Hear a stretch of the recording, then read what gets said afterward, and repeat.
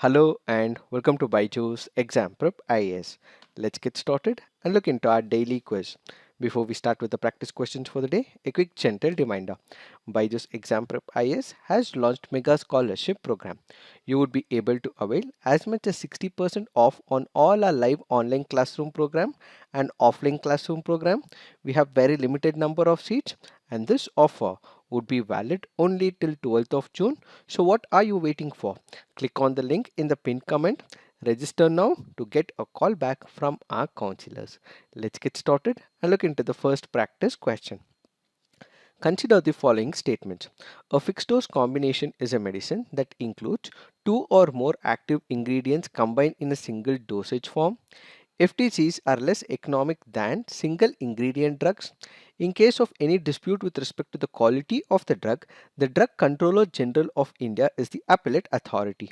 How many of the above statements are correct? The answer to this is only two statements. Why have we taken this practice question? Because this article on the Hindu makes a reference to the fixed dose combination, which is why we have taken this practice question.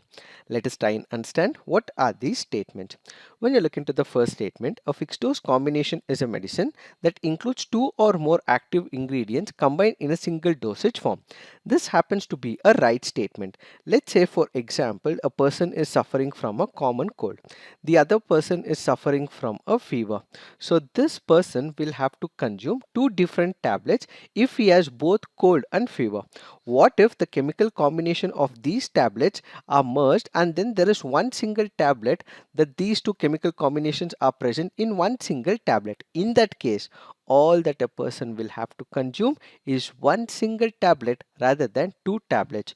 So a fixed dose combination is that particular medicine where a chemical formulation that is present in one medicine, a chemical formulation present in another medicine, it is merged together. That is, these chemical combinations is present in one single drug. That is what is called as fixed dose combination. So the first statement is right. When you look into the second statement, FTCs are less economic than single ingredient drugs. This statement is wrong. Why? Because they are far more effective than single ingredient drugs, which means to say he may have to shell out less money because he's just buying one single tablet. Earlier, he had to buy two tablets because he had two issues, but now both these two issues are addressed in one single tablet, so it is more economic than single ingredient drugs. Second statement is wrong. So what we have is only two statements. In case of any dispute with respect to the quality of the Drug Controller General of India is the appellate authority. Yes, this statement is right. When we look into the facts, what we have is the Drug Controller General of India who heads the Central Drug Standard Control Organization. The DCGI regulates medical and pharmaceutical devices. In case of any dispute with respect to the quality of the drug, the DCGI is the appellate authority, and the DCGI prepares and maintains the national reference standard for drugs. These are some of the important facts with respect to Drug Controller General of India. Now let's look into the next practice question. Consider the following pairs. We have the strait on one side, the contiguous landmass on the other side. Formosa Strait connects China and Taiwan. Yucatan Strait, Mexico and Cuba. Messina Strait is between Italy and Albania, and Hormuz Strait is between Iran and Oman. How many of the above pairs are correctly matched? The answer to this is only three pairs. Why have we taken this practice question? Because this article on the Hindu makes a reference to Taiwan Strait. Taiwan Strait is also called by the name Formosa Strait. So we have the Formosa Strait which divides, or it is that particular state which is present between China and Taiwan. Where is it present? It is present in the South China Sea and in the East China Sea. Then what we have is the Yucatan Strait. It is between Mexico and Cuba. Messina Strait is not between Italy and Albania, but instead it is between Italy and Sicily. Cook Strait is in New Zealand. North Channel is between Ireland and Scotland. Hormuz Strait is between Iran and Oman. And what we have is a 10-degree channel between Car Nicobar Islands and Little Andaman. There are other important states as well. We have the Korea Strait between Japan and South Korea, Bonifacio Strait, Corsico Island of France and Sardinia Islands of Italy. Then we have the Bosphorus Strait divides Europe from Asia, and Davis Strait between Greenland and Canada. These are some of the important states that you have to remember from the preliminary examination point of view. Now let's look into the next practice question. Consider the following statements with respect to pygmy hawk. It is the smallest species of pig in the world. Pygmy hawks only live in the wet highland grasslands at the foothills of the Himalayas. It is listed as a critically endangered species on the IUCN Red List. How many of the above statements are incorrect? Since it is asking for the incorrect statements, the answer to this is only one. Which is this incorrect statement? The third statement, which reads, it is listed as a critically endangered species on the IUCN Red List. This happens to be a wrong statement. Why? Because when it comes to pygmy hog, it is only endangered and not critically endangered. Why have we taken this practice question? Because this article on the Indian Express makes a reference to pygmy hog, which is why we have taken this practice question. Let us try and understand what are these statements. When you look into the first statement, yes, it happens to be the smallest species of the pig in the world. So the first statement is correct. When it comes to the second statement, yes, pygmy hogs only live in the wet high grasslands at the foothills of the Himalayas and they are endemic to India. This is another important pointer.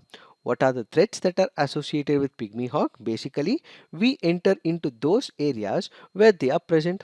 So there is human encroachment, there is destruction of the pygmy hawk's natural habitat, and their population is also threatened.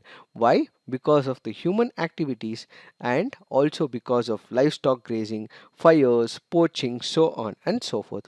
In order to ensure that they are safeguarded, they are put under endangered list in the IUCN, and at the same time pygmy hog is also listed in CITES Appendix 1. As part of the assignment, you have to put on the comment section in which schedule is it placed in the Wildlife Protection Act of 1972. We have Schedule 1, Schedule 3, Schedule 2, so on and so forth. In which schedule it is placed in the Wildlife Protection Act of 1972 is what you have to put on the comment section. And this species is also called as the indicator species. It might be small, but it has a vast importance in the ecology. So it is the indicator species. It can also be important from the preliminary examination point of view. Now let's look into the next practice question. Consider the following statements. It is a type of inflammatory bowel disease. It causes swelling of the tissues in the digestive tract. There is no common cure for this disease, but therapies can greatly reduce its signs and symptoms. The above statements best describe, is it alkapaturia, Chagas disease, Crohn's disease, Whipple disease? The answer to this is Crohn's disease. Why have we taken this practice question? Because this article on the Indian Express makes a reference to Crohn's and the colitis disease, which is why we have taken this practice question. When it comes to the Crohn's disease, yes, it is a type of inflammatory bowel disease. It causes swelling of the tissues in the digestive tract, and as of now, they do not have any cure, but only therapies are given to such patients. So what is this disease all about? This happens to be one of the disease which is a chronic disease, which means it is a long lasting disease, which means it causes inflammation and irritation in the digestive tract, and some of the symptoms include diarrhea, cramping, pain in abdomen, so on and so forth. So doctors aren't sure why this particular disease occurs. So what are the symptoms? One is the pain. Pain may vary from person to person, where the inflammation is in the gut, ulcers in the gut, mouth ulcers, diarrhea, fatigue, altered appetite, weight loss, anemia, rectal bleeding, and anal fissures are some of the symptoms that are associated with the Crohn's disease. Now let's look into the next practice question. A sandy and saline area in the natural habitat of an Indian animal species. The animal has no predators in that area, but its existence is threatened due to the destruction of its habitat. Which one of the following could be that animal? Indian wild buffalo, Indian wild ass, Indian wild boar, Indian gazelle. The answer to this is Indian wild ass. This happens to be a previous year question from the year 2011. What is the IUCN status of Indian wild buffalo? What is the IUCN status of Indian wild boar? What is the IUCN status of Indian gazelle? Please put it on the comment section. So when it comes to Indian wild ass, this happens to be present in the run of Kutch. It happens to be present in the saline deserts as well, and this animal has no predators in that area, but its existence is threatened due to the habitat degradation. Now let's look into the fact of the day. The fact of the day for today's discussion is Aadhaar-based payment system. What is this Aadhaar-based payment system? Why is it in the context? That is because when it comes to Manrega, what exactly happens? There are people who are working in Manrega.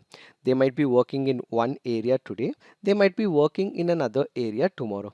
They might be working in a specific region today, and they might be working in some other area tomorrow. Added to it, since these people start moving from one place to another, they might also encounter various issues as well. One such area is with respect to the salaries. What exactly happens? As they move to different regions and to different places as well, they keep changing their numbers as well because they are poor people. So in order to ensure that salaries are paid on time, in order to ensure even if they change their account numbers, the salaries would not be withheld. What we have is an alternative option in the form of Aadhaar-based payment system. So what exactly happens in this Aadhaar-based payment system? So what we have is a Manrega database. To this particular database, the Aadhaar card of that particular person will be integrated. So we have a database of the Manrega. We also have the Aadhaar that the particular person has. So this Aadhaar will be linked to this particular database. So this Aadhaar is always linked to that particular bank account as well. So irrespective of where he goes, irrespective of which place he plans to go out, since Aadhaar is linked with the account number, that person will be getting the payment on time. In case there are multiple account numbers that a person possesses and he wishes that one particular account is where his salary falls into, he may also prioritize that account as well.